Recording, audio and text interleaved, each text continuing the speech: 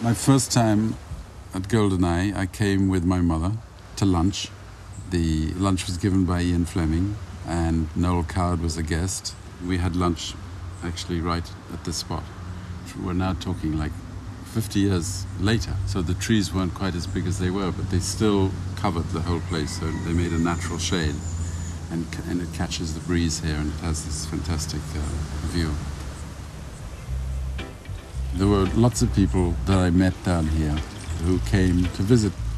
Lots of actors, actresses, film directors, producers. Obviously it turned out to be a very fortuitous location for him because all these books came from him. What are you doing here?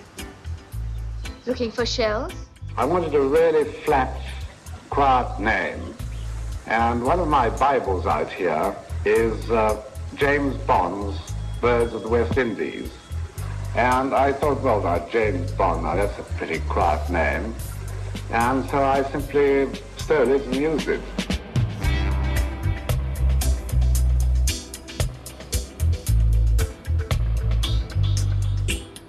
I really love this island, and I really found myself totally in the Jamaican record business right at the very beginning of it. And my first 3 records all went to #1, so it was very encouraging. Mr. Blackwell, we would like to induct you to the Rock and Roll Hall of Fame. You deserve it, because you built it.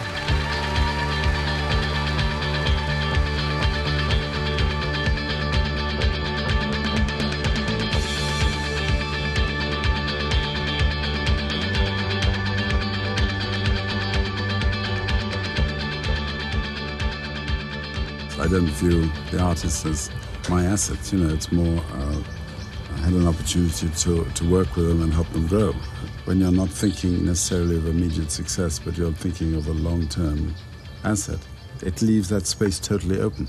I want to do the same kind of thing, in a sense, with this sort of a platform, with a resort, hotels, environments where people can come to. I've always been interested in real estate. So throughout the years of Island Records, whenever I had a little extra cash, I would buy some land with the idea of later on coming and developing it and going into the hotel business. About 11 years after Fleming died, the government decided to build a deep water port in Oricabessa.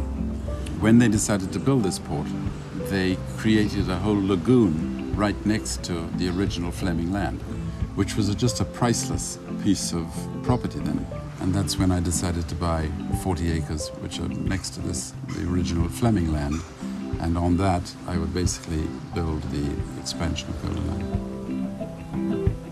I'm really interested in people who really get the sensibility of the place, really feel the place. And the place is rooted in the arts and in culture. And so I think it's great if you can have an environment where people can meet each other, can talk about ideas, and there are different elements who can make those ideas happen and grow.